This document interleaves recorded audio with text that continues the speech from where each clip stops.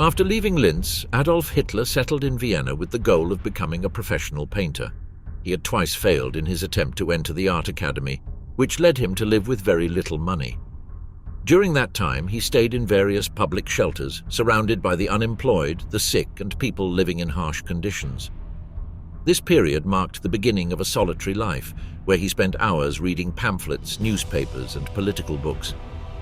It was then that he began to absorb many of the anti-Semitic ideas that were openly circulating in Vienna.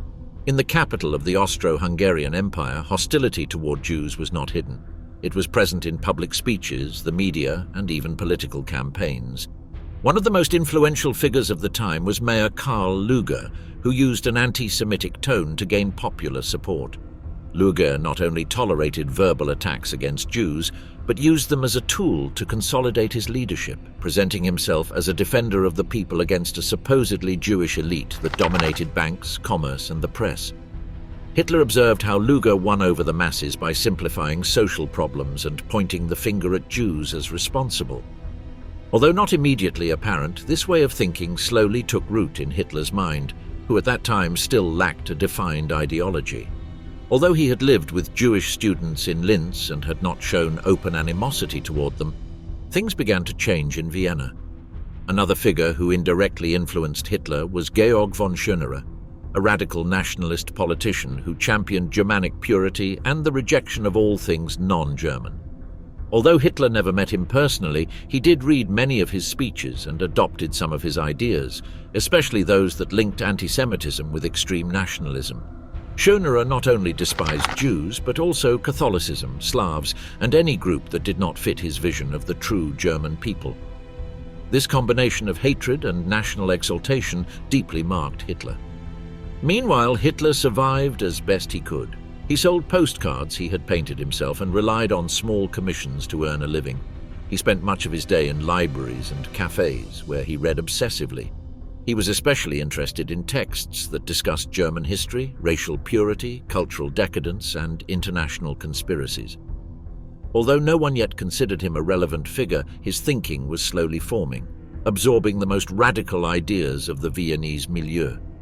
In the hostels where he slept, Hitler was surrounded by desperate men, many of them resentful of the system.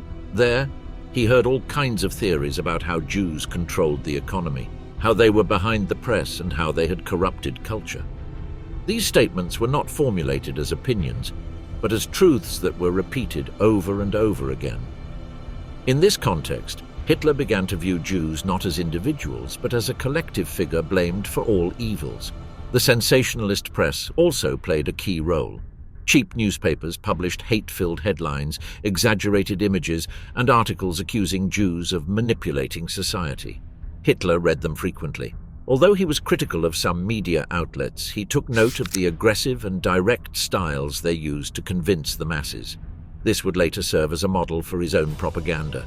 Little by little, the idea of the dangerous Jew took shape in his mind. It was not an emotional or spontaneous rejection, but a construction that combined personal frustrations, poverty, constant reading of anti-Semitic texts, and the influence of figures such as Lueger and Schönerer. By the time he left Vienna and moved to Munich, he already carried with him a distorted worldview, where Jews appeared as the central enemy of everything he considered corrupt, false, or decadent. On the streets of Vienna, hate speech toward Jews didn't come only from politicians. The walls were covered with posters, pamphlets, and advertisements with offensive images portraying Jews as greedy, deformed, or dangerous. Bookstores offered pamphlets and books laden with attacks that were presented as serious research.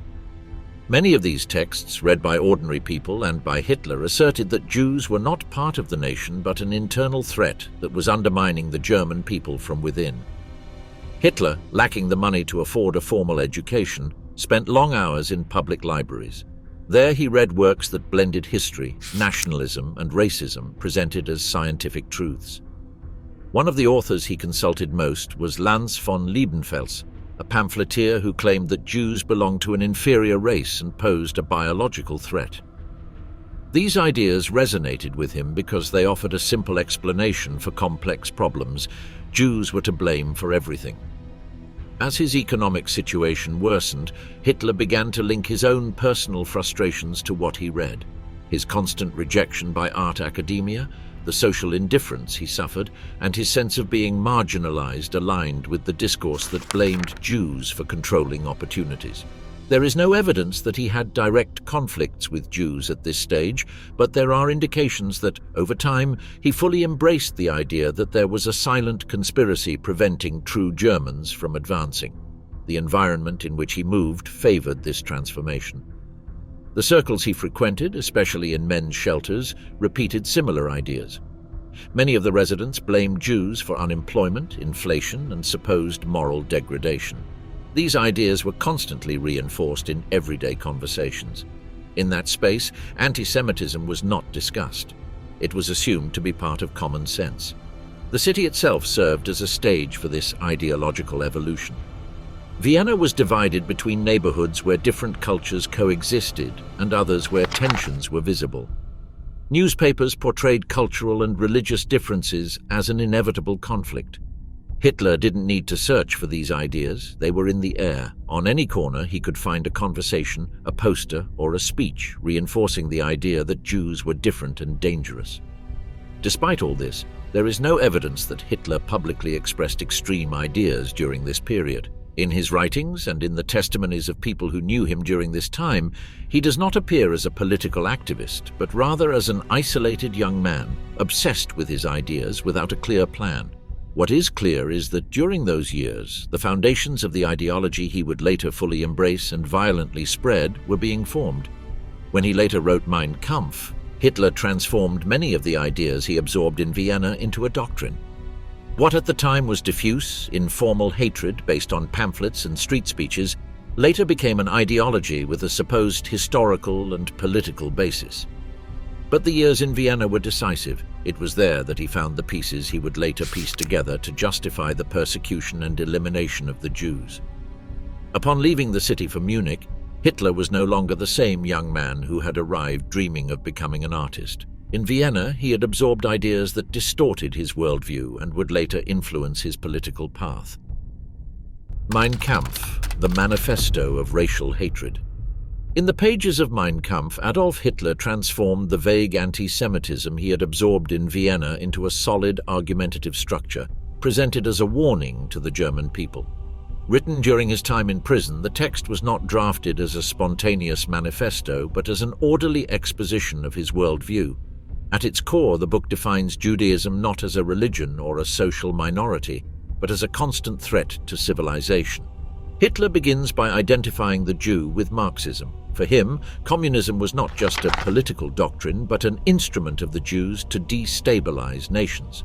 He asserts that Marxist thought, with its call for equality and its critique of nationalism, aimed to weaken the spirit of the Germanic peoples. Bolshevism, in this framework, was seen as a mask used by Jews to disguise their power and foment the internal destruction of states. But Hitler did not stop there. In his view, Jews were also responsible for the international capitalist system. Therefore, he placed them as drivers of both communism and economic liberalism, portraying them as a force controlling both extremes of the political spectrum. In this way, Hitler presented Jews as a kind of invisible enemy capable of manipulating opposing ideologies with a single goal: to weaken Germany. The text insists that Jews dominated the media, especially the press. According to him, through newspapers and magazines, they controlled public opinion, manipulated education, and shaped culture according to their interests. In several passages, Hitler asserts that it was no coincidence that the major German newspapers were run by Jews. For him, this media influence served to weaken traditional values, discredit the army, promote pacifism, and propagate internationalist ideas. Furthermore, in Mein Kampf, Jews are directly accused of having ruined art, music, and architecture. Hitler presents them as responsible for a deliberate aesthetic decadence aimed at destroying the purity of Germanic culture. He argues that modern exhibitions, provocative plays, and atonal music were the products of a conspiracy to undermine Germany's spiritual foundations. According to him, degenerate art was not the result of chance, but of coordinated Jewish action. Another central aspect of the book is the assertion that Jews had no creativity of their own. Hitler maintained that they were imitators, living off the efforts of other peoples. In his words, they were individuals who insinuated themselves into working-class nations and weakened them from within. This idea, disguised as historical analysis, served as the basis for his future segregation policies. By defining the Jew as an alien factor who exploited others, Hitler blocked any possibility of integration or tolerance. One of the most quoted phrases in the book is also one of the clearest regarding his intentions. If the Jew achieves his triumph over the peoples of this world, his crown will be the crown of death for all humanity. With this statement, Hitler posited that the very existence of Jews is incompatible with the survival of the peoples he considered pure. This extreme view left no room for compromise or assimilation. It contemplated only total confrontation. Once he established his vision of ideological struggle, Hitler used the pages of Mein Kampf to define the Jew as an enemy that must be eradicated, not merely limited. Throughout the text, he argues that the only way to protect Germany was to eliminate this supposed threat at its root. In several parts of the book, he makes it clear that any attempt at coexistence was doomed to failure, and that history itself offered examples of what happened when peoples did not decisively confront the Jewish problem. Hitler directly linked the growth of Judaism with the decline of great civilizations. He asserted that Rome had fallen for allowing the loss of identity, and that the Austro-Hungarian Empire was weakened for not defending its national essence. In his interpretation, Jews were experts at infiltrating and adapting to dominant cultures and weakening them internally. This supposed ability was, in his words, the greatest threat to strong nations. The book insists that the Jews were not a religious community, but an entity with hidden agendas. Hitler completely rejected the idea that someone could be considered German if they had Jewish ancestry, even if they were born in the country or practiced Christianity. In his view, blood determined belonging, and any mixture was seen as irreversible damage to the national organism. In this way, he turned millions of people into permanent enemies, beyond redemption. Furthermore, Hitler argued that Jews used liberal democracies to protect themselves. According to him, the values of tolerance, equality, and freedom served as legal shields that allowed Jews to remain within the societies they sought to dominate. This assertion allowed him to fundamentally reject the entire parliamentary model, which he accused of being manipulated from within by interests that did not represent the majority. Thus, he justified the need to impose an authoritarian and nationalist system. In his arguments, Judaism was described as a corrosive force that affected all strata of society. From the economy to culture, from the press to the university, everything was under suspicion. Hitler didn't need proof. His method was to repeat and affirm, convinced that insistence created truth. In this way, propaganda became an essential tool in his strategy to construct a single worldview. In another passage of the book, Hitler asserts that if the Jew was not stopped, sooner or later he would destroy Germany. In his logic, there was no room for neutrality. Anyone who didn't actively oppose Judaism collaborated with it. This way of thinking divided society into patriots and traitors, between those who knew and those who complicit. A mental framework was thus created in which elimination was not a crime, but a necessity for survival as a nation. The text also suggests that future history would depend on the German people's ability to identify and eliminate this threat. It presents this task as an almost sacred mission where sacrifice is part of national duty. At various points, Hitler speaks of blood, land, and destiny, elements he blends to create an epic tale where ideological conflict transforms into a war for existence itself. At no point in Mein Kampf is there open talk of gas chambers or mass extermination, but the ideological path is laid out. The dehumanization of the Jew, his identification as a permanent threat, the denial of his national identity, the rejection of coexistence, and the insistence that his presence is incompatible with the life of the German people build a narrative foundation that makes any future action possible. What Mein Kampf offers is not only hatred, but an argumentative manual that would later serve to justify laws, decrees, and murders. It is a work that mixes resentment, distorted theories, and propaganda, written not to debate but to indoctrinate. With this book, Hitler went from being a young outcast with extreme ideas to a leader with a clear project: to eliminate the Jews from Europe, not as an act of personal hatred, but as state policy. The moral corruption of Weimar according to the Nazis. During the years prior to the rise of the Nazi regime, a propaganda image was strengthened accusing Jews of being behind a supposed cultural degradation affecting Germany. In this narrative, liberal democracy, the advance of modernism, and social changes were considered symptoms of a deliberately caused disorder. For Nazi spokesmen, Jews were not merely a minority group, but responsible for a profound transformation that altered customs, traditional values, and national identity. One of the pillars of this construction was the accusation that Jews promoted deviant sexual practices, debauchery, and moral corruption. In speeches and publications, party leaders pointed out that behind prostitution, provocative films, and literature considered obscene, there were always Jewish interests. This image was used to explain the social discontent experienced during the years of the Weimar Republic, marked by a freedom that many Germans perceived as excessive and dangerous. Within this narrative, modern art was also a target of criticism. Expressionism, experimental theatre, and other modern cultural forms were said to be the result of Jewish influence seeking to destroy the German essence. In exhibitions later organized by the Nazi regime, these works were presented as degenerate art, not only because of their style, but also because of the supposed racial origins of those who produced them. The image of the Jew as a promoter of chaos also expanded to the realm of the family. Jewish intellectuals were accused of promoting sexual liberation, feminism, and the breakdown of traditional roles. In this sense, it was claimed that their intention was to weaken the unity of the German home, considered by the Nazis to be the core of the nation. Thus, any social change was seen not as a natural process, but as a deliberate operation of decomposition. In this logic, the media were singled out as a central instrument of manipulation. It was claimed that the main newspapers and magazines were in Jewish hands, and that they promoted content that confused the population, encouraged the loss of values, and normalized behaviors previously viewed as unacceptable.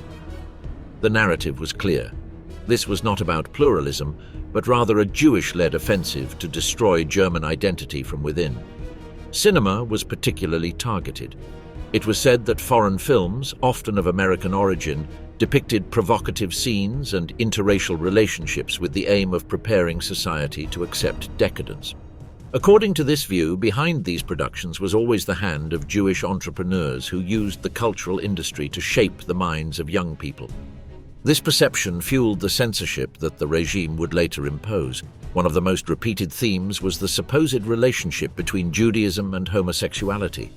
It was claimed that Jews promoted homosexuality as a way to weaken the growth of the Aryan population. This accusation, lacking any real foundation, was repeated in public speeches, pamphlets, and partisan newspapers. This created an image of the Jew not only as an economic or political enemy, but also as a physical threat to the survival of the German people. Throughout this period, Nazi leaders, especially figures like Joseph Goebbels, intensively disseminated these ideas. Goebbels, in his propaganda role, focused on constructing narratives that directly connected artistic decline with Jewish interests. These accusations were not isolated. They were part of a communication strategy that sought to unify the rejection of Jews across various fronts: economic, political, cultural, and moral. To achieve this, the regime needed to transform the Jew into a figure who embodied all possible evils, from inflation to prostitution, from the press to painting. This amalgamation made it possible to justify future repressive measures as part of a total cleansing process. The Nazi regime created an image in which the Jew appeared as the mastermind behind a great moral crisis that was supposedly sweeping Germany. This construction was not based on concrete evidence, but on a constant accumulation of repeated messages, which ended up being accepted by ever-widening sectors of the population. Cultural anti-Semitism was not based on verifiable facts, but on circulating feelings, interpretations, and ideas that were presented as absolute certainties. One of the main mechanisms reinforcing this perception was the creation of a specific language. Words like degenerate, impure, decadent, or corrupting were frequently used to refer to any artistic, social, or sexual expression linked to Jewish figures. This repetition ultimately linked the concept of Jewish to everything considered a threat to the traditional order. The discourse did not stop at the symbolic. The Nazis used these arguments to justify the exclusion of Jews from artistic, educational, and professional spaces. They were expelled from cultural institutions under the pretext of protecting the public from the influence of foreign ideas. The system of values defended by the regime was presented as the victim of a silent and systematic attack carried out from within by elements supposedly foreign to the nation.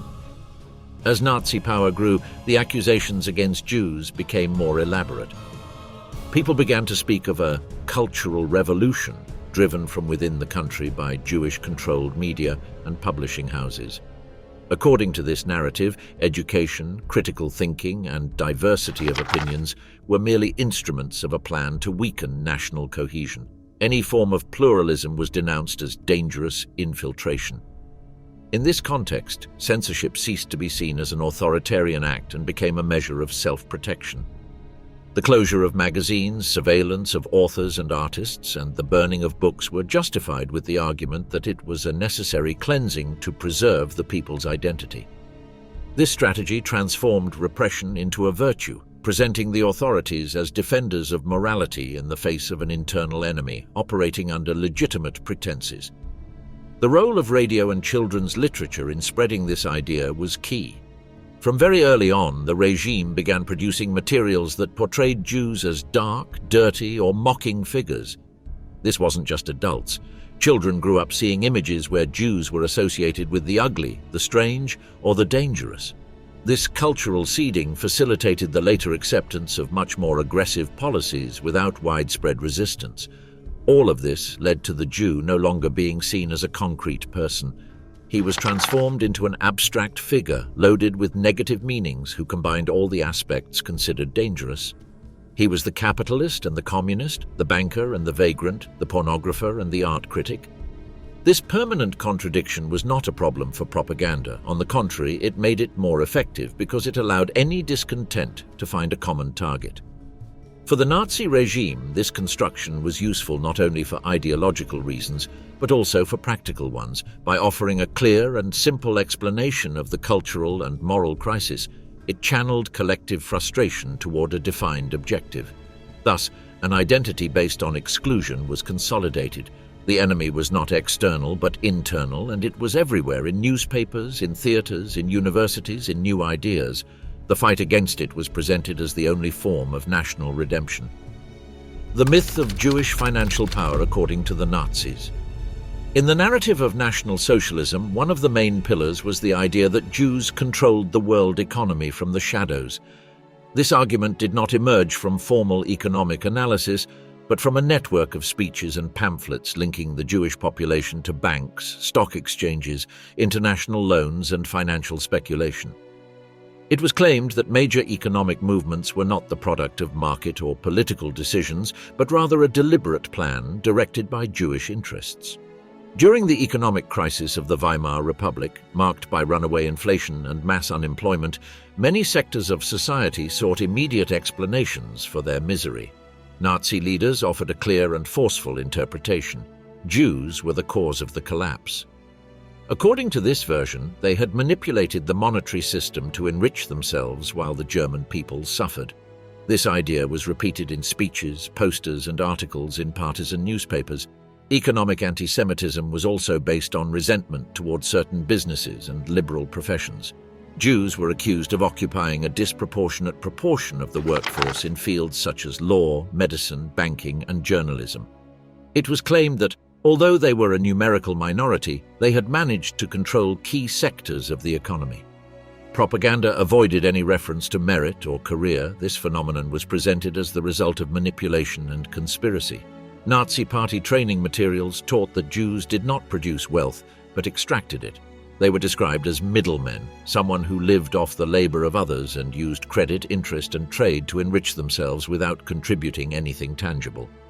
This characterization dehumanized the Jewish businessman or banker, turning him into a parasitic figure who must be eliminated so the national economy could recover. The hyperinflation of the 1920s was used as an example of this alleged plan of plunder. It was said that Jews were buying up properties and businesses for rock-bottom prices, taking advantage of German desperation. Propaganda images depicted ruined Aryan families, while grotesque caricatures depicted Jewish men celebrating the fall in the value of money. The message was straightforward: while the people suffered, the enemy prospered. Another component of the discourse was the association of Judaism with stateless capitalism. It was claimed that Jews were loyal to no nation and used their international network to move capital without restrictions, generating crises that benefited them. This view was key to constructing the image of the global Jew, someone with access to all the world's finances, capable of manipulating governments, markets, and wars from invisible desks. The international treaties signed after the First World War, especially the Versailles Treaty, were also interpreted in this light. It was said that the imposition of multi-million-dollar reparations was not the work of national enemies, but of Jewish interests that controlled both the victors and the vanquished. In this way, Germany's foreign debt was linked to a supposed financial network controlled by global Jewry. In the party's most radical speeches, it was even suggested that international gold was in Jewish hands and that the global banking system responded to their orders. This baseless claim was used to justify policies of confiscation, expropriation, and business closures. The economic campaign was not limited to ideological criticism. It served as the basis for concrete measures that stripped Jews of their legally backed assets. The language used by the regime's spokespersons was deliberately simple. Economic mechanisms were not explained, nor were studies cited. Instead, they spoke of betrayal, greed, and domination. This reduction made it easier for broad sectors of society to adopt the idea without question. The enemy had a face and a direction, and everything bad that happened in economic life could be explained by its presence. This discourse was further strengthened with Hitler's rise to power. The first racial economic laws were not justified as technical decisions, but as acts of justice. It was said that the German people were reclaiming what had been taken from them. Thus, economic exclusion was normalized, which would be the first step in a much broader process of systematic persecution. As the Nazi regime consolidated its control, the narrative of Jewish economic power became a central tool to justify exclusionary policies. This was not just about limiting Jews' access to certain jobs or restricting their commercial activity. The goal was to completely remove them from the country's economic life, arguing that their participation was detrimental to Germany's recovery. Economic exclusion began with regulations that prevented Jews from holding public office or accessing state contracts. It later extended to private businesses. Shops, banks, and professional firms were targeted by party-organized boycott campaigns, in which the population was called upon not to buy from or hire services from Jewish citizens. These actions were presented as legitimate responses to a supposedly ongoing aggression against the national economy. One of the most important steps was the so-called Aryanization of the economy. This process consisted of transferring Jewish-owned businesses into German hands, either through forced sales or legal intervention. The businesses were appraised, valued below their true value, and then transferred to businessmen sympathetic to the regime. This operation, endorsed by specific laws, was justified as a measure of national defense and not as theft. The propaganda was about recovering what rightfully belonged to the German people. Throughout this process, the image of the Jew as an economic exploiter continued to be fueled by new elements. Lists of companies still under Jewish ownership were published, accompanied by consumer warnings. Reports were submitted denouncing supposedly unfair or abusive practices. Public opinion was fed fabricated stories about scams, fraud, or immoral behavior, even though there was no evidence to support them. At the same time, the regime's media reinforced the idea that eliminating Jews from the economic system would bring immediate benefits to the population. It was said that by expelling this supposedly parasitic intermediary, prices would drop, competition would be fairer, and opportunities would once again be within reach of true Germans. This narrative transformed systematic exclusion into a promise of general well-being. The anti-Semitic discourse did not stop at the domestic economy. It also extended to the international level. It was claimed that the world's financial leaders were predominantly Jewish and that through organizations such as central banking, foreign trade, and international credit, they influenced the fate of countries. These theories, disseminated in pamphlets and lectures, linked German poverty to decisions made in distant offices by people who did not share their language or culture.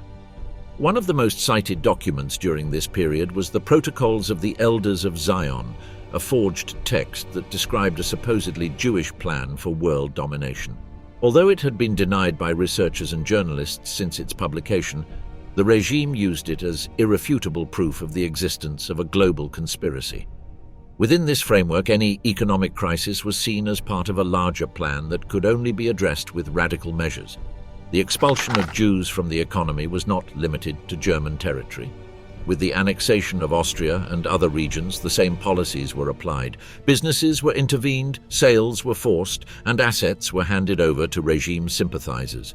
The machinery of plunder was in motion, and the ideological backing was already in place. No one publicly questioned it because it was presented as a cleansing operation, not a persecution. This economic phase also served as a logistical basis for future actions. By stripping Jewish communities of their livelihoods, they were pushed into total marginalization. Without resources, without commercial networks, without the possibility of legal subsistence, the transition to harsher stages of exclusion was facilitated. Poverty was not a side effect, but another tool in the process of dehumanization. In the regime's internal reports, Jews were referred to not as individuals, but as a structural obstacle. Their elimination from the economic system was seen as a prerequisite for national reconstruction. Propaganda had served its purpose. It had turned a minority into a symbol of collective discontent. The path to physical violence was open, paved with manipulated statistics, fiery speeches, and laws disguised as justice. Why did the Nazis reject the integration of Jews? In the logic of the Nazi regime, there was no room for integration or coexistence with the Jewish population. From the movement's beginnings, the dominant idea was that Jews could not be part of the German national community regardless of their conduct, religion, or length of residence. Belonging was not defined by citizenship, culture, or adherence to common values, but exclusively by biological traits. During the 19th and early 20th centuries, there had been movements promoting Jewish integration through education and civic participation. However, for Nazi leaders, this process was viewed not as progress but as a greater risk. They considered the assimilated Jew to be even more dangerous, as they could act from within the system without being easily identified. This perception led to the outright rejection of all proposals that sought to include Jews in German society under conditions of equality. Nazism did not believe in the possibility of coexistence because it was based on a racial worldview. From this perspective, social conflicts were not the product of ideologies or classes, but of incompatible races competing for the same living space. Consequently, the only possible solution was total separation. One of the most frequently used arguments was that the assimilated Jew acted as an infiltrator. It was said that he used his appearance of integration to climb positions in the system, influence politics, culture, and the economy, and sabotage from within. This figure of the hidden enemy generated a different kind of fear. It was not an external other, but someone who could be anywhere. At the legal level, this vision was translated into a series of regulations that sought to establish insurmountable barriers. The Nuremberg laws, enacted in 1935, precisely defined who was considered Jewish based on criteria of ancestry. These laws prohibited mixed marriages, prevented the employment of Jews in public institutions, and revoked their citizenship. The message was clear. No matter how integrated someone was, their origin automatically excluded them. This legal framework was accompanied by an intense propaganda campaign. Media outlets linked to the regime insisted that any contact between Germans and Jews was harmful. Examples were presented of families that had been corrupted by ties to Jewish neighbors or associates. Films and schoolbooks reinforced the idea that proximity to them led to moral deterioration and loss of identity. In this context, even Jews with patriotic backgrounds were rejected. It didn't matter whether they had served in the army during World War I or were recognized figures in the cultural world. For the regime, such achievements were irrelevant. It was argued that no contribution could compensate for the danger they posed. Nazi policy also sought to break social ties that might generate empathy. Friendships and work relationships were seen as obstacles to the implementation of harsher measures. Therefore, denunciation was encouraged, contact was punished, and distrust was fostered. The idea was to completely isolate the Jewish population, not only physically, but also emotionally and symbolically. The rejection of assimilation played a structural role within the ideological project of Nazism. It allowed for the maintenance of a permanent division between us and them, even when there were no visible signs of difference. This separation fueled the internal cohesion of the dominant group and facilitated the implementation of persecution policies. The regime not only opposed integration but also considered previous assimilation policies to have been part of the problem. From its perspective, allowing Jews to participate in national life had weakened the country from within. For Nazi leaders, the damage lay not in the external, but in the invisible, in the Jews' ability to adapt and thereby exert influence. This perspective made the figure of the assimilated Jew the primary target. It was no longer just the visible merchant or the newly arrived foreigner. The real enemy, according to the Nazi narrative, was someone who spoke German without an accent, dressed like an ordinary citizen, and had found a place within the system. This silent presence was for them proof that the threat was deeper than it seemed. To reinforce this idea, public campaigns were launched featuring stories of deception and betrayal allegedly perpetrated by integrated Jews. Official publications featured cases of mixed marriages and long-standing friendships that ended, according to the narrative, in manipulation or ruin. This systematic use of fear sought not only to justify exclusion, but also to generate active rejection even among those who had not previously displayed anti-Semitic attitudes. The policy of exclusion extended even to those of mixed ancestry. People with only one Jewish grandparent were monitored and in some cases excluded from certain institutions. This rigidity demonstrated that there was no room for exceptions. The system was designed to eliminate all Jewish presence from the social fabric, even if that presence was partial or remote. The consequences of this policy were visible in every sphere. Young people were expelled from schools, teachers were removed from their positions, doctors were barred from practicing, lawyers were unlicensed, musicians were banned. Each of these cases was presented as part of a national restoration, as if the exclusion of a minority were an act of moral renewal. Society as a whole adapted to this logic of systematic segregation. The absolute rejection of integration was not limited to ideology, but was applied in practice. Public spaces were divided, identity documents began to indicate racial origin, and job advertisements included explicit warnings, "No Jews accepted."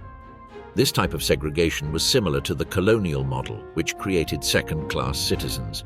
However, in the Nazi case, even this was not tolerable.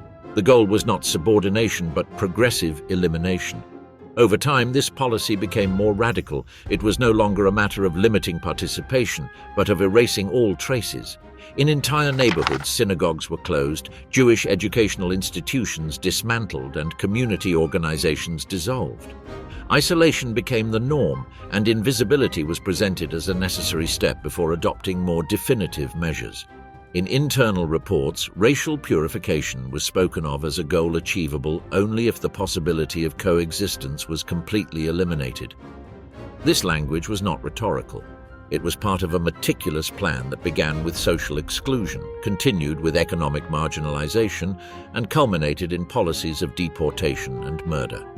The rejection of integration was not a whim or a temporary tactic.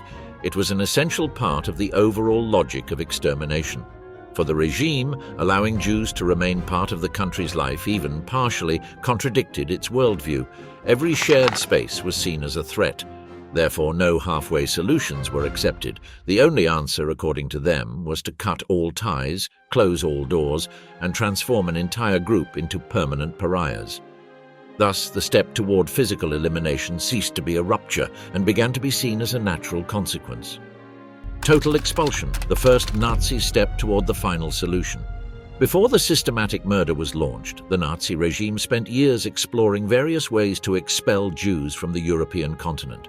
These proposals did not arise as humanitarian measures, but as attempts to empty the living space the Nazis wanted to reserve exclusively for Germans.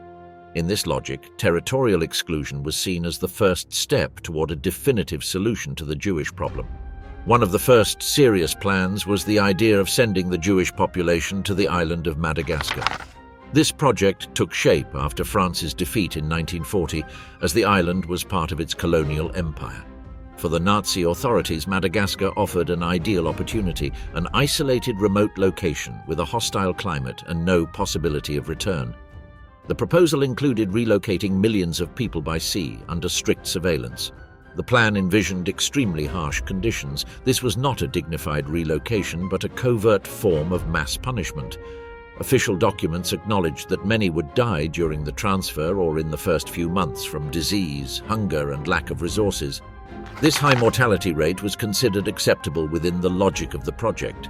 The initiative included detailed memoranda on logistics, the number of boats needed, the number of people who could be deported per year, and the type of infrastructure to be built on the island. The plan was for the deportees to have no contact with the outside world and to live in conditions of total isolation. The central objective was not integration into a new territory, but rather permanent exclusion. At no point was it contemplated that the Jews could develop an autonomous community or thrive in that environment. On the contrary, the plan sought to create a space of prolonged suffering where the population would be subject to absolute control. The plan, however, never materialized. The logistical difficulties were enormous, and British control of the sea prevented any large-scale operations in the Indian Ocean. As the war progressed, the viability of the project became increasingly diluted. By late 1940 and early 1941, those in charge began to realize that the territorial solution was no longer applicable. Meanwhile, other expulsion plans were considered. Consideration was given to creating large reservations in the east, especially in parts of Poland and later in the Soviet Union. These regions would be used to concentrate Jews from the occupied territories under military surveillance. It was envisioned that these settlements would function as a kind of permanent quarantine where mortality rates would play a silent role. The word murder did not appear in these documents, but they did detail measures that inevitably led to death: lack of food, forced labor, untreated illnesses, and extreme temperatures. The administrative language concealed the brutality of the real objective. Another relevant element was the desire to make the Jews as invisible as possible. The goal was not only to expel them from German territory, but to completely remove them from the European map. In internal discourse, there was talk of cleansing Europe or clearing the continent. This vision transformed Jews into a material obstacle that had to be removed. The debates over these territorial solutions were marked by a constant dilemma between what was desired and what was possible. Many officials shared the vision of a continent without Jews, but found no practical means to achieve it without the use of direct force. This frustration became one of the factors that pushed the regime to consider more radical alternatives in the following months. The shift toward more aggressive solutions was not immediate. Until mid-1941, the authorities were still exploring ways to handle the Jewish problem without openly resorting to murder. During this period, several high-ranking officials promoted the idea of creating a Jewish reserve in the east. This would be an isolated territory where the entire population deported from Germany and the occupied countries would be concentrated. Official reports detailed the conditions of this future space. There would be no adequate infrastructure nor sufficient supplies. Disease, hunger, and cold would act as silent tools of population reduction. Although a policy of murder was not explicitly mentioned, the anticipated consequences made it clear that mass death was an expected outcome. One of the most frequently mentioned locations was the Lublin district in the general government of Poland. Thousands of Jews from Germany, Austria, and Czechoslovakia were planned to be housed there. The area already had makeshift detention camps controlled by the SS. The plan included expanding these facilities, erecting fences, and establishing forced labor camps. At the same time, the possibility of using territories conquered from the Soviet Union to implement a larger-scale expulsion policy was considered. Siberia and other areas in the Far East were discussed as viable locations. These regions, with their extreme climatic conditions and vast distances, were seen as perfect places to eliminate Europe's Jews without the need for mass shootings. These proposals were discussed in internal meetings, where details such as transportation routes, the number of people to be moved per week, and methods to prevent contact with the local population were analyzed. Everything was designed with a technical focus. Growing doubts about the viability of these projects began to arise when supply lines became saturated and the army's resources were focused on the Eastern Front. The war against the Soviet Union, which began in June 1941, changed strategic priorities. Trains were needed to transport soldiers and supplies and could not be used for mass deportations to remote areas. Despite these limitations, the first deportation experiments began. Groups of Jews were sent to the east in inhumane conditions, and many died en route. Field reports recorded these deaths as inevitable side effects. The officials in charge expressed no concern. These experiences demonstrated the limits of territorial solutions, but without foreshadowing what came next. Logistical failure, lack of resources, and the impossibility of implementing geographic isolation en masse marked the end of these attempts. The subsequent phase would respond to another, even more radical approach implemented with other methods. The day they decided to start killing Jews. During the initial stage of Nazi rule, the measures applied against Jews focused on excluding them from social and economic life, imposing increasingly severe restrictions. But as the war progressed, these actions began to seem insufficient to those who ran the state apparatus. Among the regime's leaders, the conviction grew that they needed to go further, to stop separating Jews and begin eliminating them permanently. The turning point accelerated after the start of the offensive against the Soviet Union in the summer of 1941. This campaign was seen not only as a military operation, but as an ideological crusade. The Nazis considered Judaism and communism to be part of the same enemy. In this context, groups tasked with executing local Jews began to operate. It was the first time that a sustained plan of direct and mass murder was implemented. Reports from the east described massacres in villages, fields, and forests. The units, known as Einsatzgruppen, operated alongside regular military forces and with the support of local collaborators. Although there was no written order to eliminate all Jews, the facts demonstrated that this was already the line of action adopted. Systematic executions became part of daily operations. Within the regime's internal structures, increasingly frequent meetings between officials from different areas began to take place. Those in charge of transportation, security, administration, and civil services began to collaborate. Numbers, displacements, and more effective methods for eliminating large groups were discussed. No explicit terms were used in these meetings. Instead of murder, the term special procedures or necessary measures was used. Reinhard Heydrich was assigned the task of coordinating all these efforts. His role was to align the various sectors of the state apparatus in a common direction. Although the Wannsee Conference would take place later, many decisions were already being implemented. The system wasn't born from a single decree, but from the sum of previous steps that formed a common structure. Pressure to find faster and less visible methods grew. Mass executions were considered slow, psychologically draining for those who carried them out, and left traces that were difficult to hide. Therefore, alternatives considered more operational were sought, allowing for faster and more discreet action. At the same time, the possibility of creating facilities with a single purpose, the elimination of people, began to be studied. There was no longer talk of traditional concentration camps. What was being planned were centers designed from the outset to execute and erase traces. The approach was functional. Routes, schedules, and resources were conceived as if it were a logistics chain. At this point, the state apparatus began to operate as an interconnected network. The SS, ministries, regional authorities, and companies linked to transportation were all part of the machinery. Each agency had an assigned task, from arrest to the administration of the entire procedure. Collaboration occurred without the need for express orders. At the same time, propaganda continued to play a key role. The idea of an internal enemy, invisible conspiracies, and hidden dangers were emphasized. The intention was to prepare the population to tolerate transfers and disappearances without question. The official narrative reinforced the need for tough action to protect the country. By the end of 1941, the decision was solidified. The killings on the Eastern Front continued, while the first purpose-built centers were taking shape. The idea of physically eliminating Jews was not just a slogan, it had become a concrete, expanding policy. The plan required an organized structure and multiple layers of participation. Internal protocols were defined, responsibilities assigned, and procedures designed. Although there was still no unified written order, everyone involved knew what the ultimate goal was: The solution was no longer a matter of expulsion or isolation. It was now a matter of permanent disappearance. In January 1942, the Wannsee Conference was held. At that meeting, senior regime officials discussed the administrative steps necessary to implement the so-called final solution. Although the machinery was already in motion, the meeting served to formalize coordination between the various sectors. Each representative assumed specific tasks. No objections were expressed. Everything was presented in technical terms. From then on, extermination became the central axis of the regime's policies.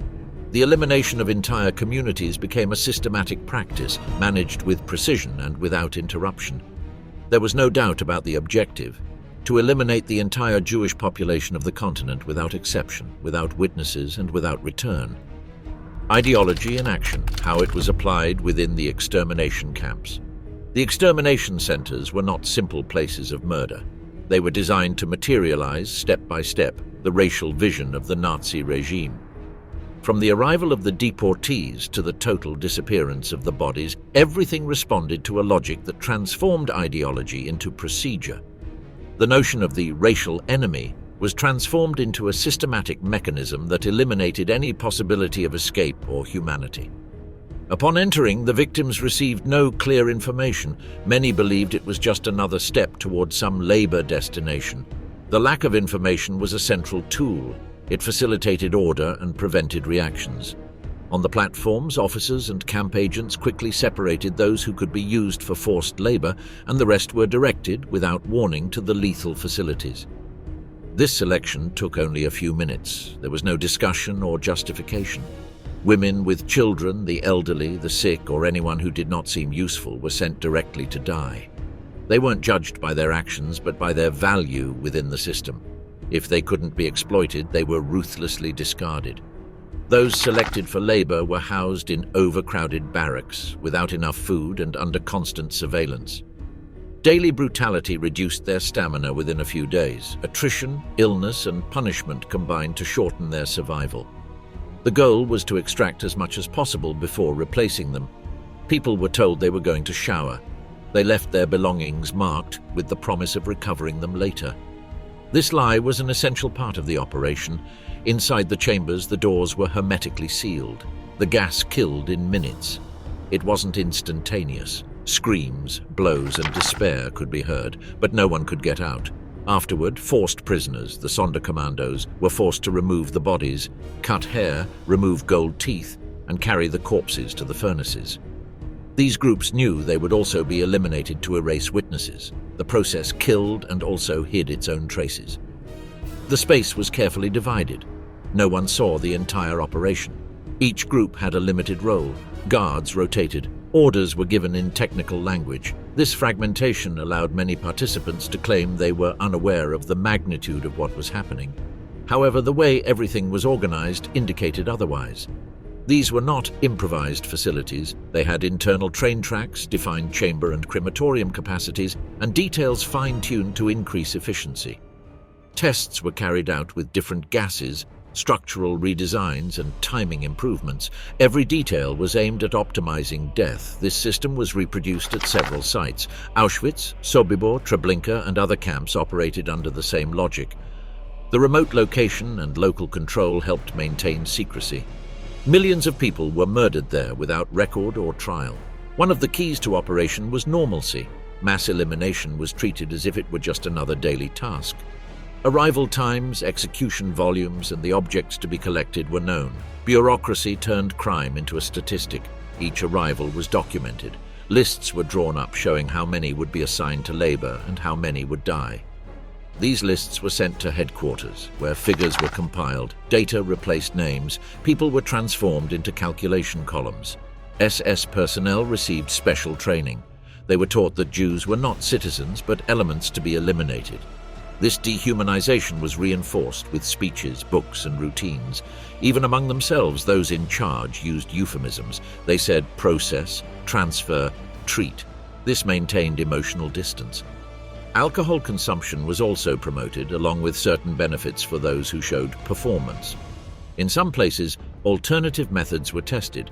Vehicles with mobile cameras, various gases, and explosives. Although not all proved successful, they reflect the constant attempt to perfect the system. Victims were forced to perform tasks such as unloading trains, moving corpses, or cleaning cameras. This not only further degraded their situation, but also made it possible to reduce the number of Nazi personnel directly involved. The entire environment was divided by function: disinfection zones, artifact depots, barracks, crematoria, administrative centers. Each part fulfilled a specific role. There was no room for improvisation. The application of this ideology allowed no exceptions. Neither previous service, nor personal ties, nor individual merits saved anyone. The racial logic was total. No nuances or special cases were allowed. When the regime's defeat seemed imminent, the system did not stop. It intensified. Documents were destroyed, traces were eliminated, but the murders continued. Until the last moment, the priority was to complete the extermination. What happened was not the product of chaos or errors in execution. It was the meticulous implementation of an ideology that from the beginning had promised to eradicate an entire group. The camps were the practical translation of that promise, carried out with coldness, regularity, and a structure that made death a systematic routine. What the Germans knew and chose to ignore. During the years in which the mass extermination of the Jewish people was implemented, a significant portion of the German population had some level of knowledge about what was happening. Although the regime strictly controlled official information, many citizens were exposed to persistent rumors, visible signs, or indirect testimonies. In many cases, silence was a conscious decision not to face an uncomfortable reality. The evictions and relocations of entire families were evident. Houses were left uninhabited after the roundups. There was talk of relocations, but over time that official version no longer held water. No one returned, and the letters stopped arriving. Rail employees and soldiers exchanged comments. They spoke of places where people simply disappeared, trains that departed with no return, facilities with constant smoke. These accounts were dispersed without a uniform version, but they generated unease. Some listened, others chose to look the other way. Mentioning these issues in public carried a risk. The consequences for being overly suspicious could be severe. Even so, the clues were everywhere. Cut letters, areas never mentioned in the media, photographs that managed to evade censorship. Intuition mingled with evidence. In the cities, rumors circulated in hushed tones. Auschwitz, Treblinka, and other names were whispered with suspicion. Although not everyone knew exactly what was happening at these sites, it was understood that no one left. Conversations were brief and often ended in evasions or silence. Large companies didn't stop to inquire about the origin of the labor force or the destination of the goods received. Economic considerations took priority. Churches, with few exceptions, didn't speak out publicly. Most institutions preferred to remain on the sidelines. In rural areas, the proximity was greater. Trains loaded with people could be seen, shouts could be heard from the cars, and some buildings were used as holding points before transfers. It was hard not to notice what was happening. Some soldiers returned with photos or anecdotes. In private meetings, they showed images or recounted disturbing scenes. For some, it was a warning; for others, a simple campaign anecdote. In the factories, those who shared space with forced laborers could see their physical deterioration, their strange language, their constant surveillance. It was evident they weren't there of their own free will. Although few knew the full picture, many pieced together fragments. This partial understanding, coupled with fear, generated a tacit decision not to delve deeper. Learning more could have consequences. Silence also functioned as a shield. Deportations were announced as administrative procedures. Communiques spoke of agreed-upon transfers, justified by regulations. This bureaucratic appearance diluted the moral weight. Terms like resettlement or security measure were used to cover up a policy of extermination. Propaganda reinforced this view. Messages were spread linking Jews to disease, conspiracies, or crimes. This insistence created a distorted image, which facilitated indifference. Thus, their disappearance was not interpreted as injustice, but as a step within a logic of protection. In the Eastern Territories, those who returned brought disturbing stories. There were tales of mass graves, executions, or unknown facilities. Some spoke coldly, others with discomfort. These accounts didn't reach the media, but they fueled suspicion in many circles. The trains crossed familiar cities. Locked cars, armed guards, and deportees in visible conditions were clear signs. Train employees knew it, and those who saw closed shops or suddenly reassigned homes noticed it. There were also those who took action. A few protected the persecuted or refused to participate, but these were exceptions and punishments were immediate. The system of control was designed to eradicate any attempt to help. In schools and neighborhoods, children asked about classmates who hadn't returned. The answers were evasive or repeated the official version. This omission also taught them to remain silent. With the military collapse of the regime, attempts were made to eliminate all evidence. Archives were destroyed, documents burned, and prisoners forced to erase evidence. Some Germans witnessed these final maneuvers, no questions asked. When the Allies liberated the camps, the images became irrefutable. Photographs, recordings, and testimonies revealed what had been denied. Many citizens said they had known nothing. They claimed they had been deceived or that they had never imagined such a scale, but the data, accounts, and clues were plentiful. The problem was not whether they knew, but whether they wanted to know. The denial was, in many cases, a continuation of the same previous silence. Post-war reactions varied. Some denied everything. Others minimized their responsibility. A few admitted the facts, but the majority chose to move on. The extermination of the Jewish people was not only the work of those who directly carried it out, but also of those who allowed it through their inaction.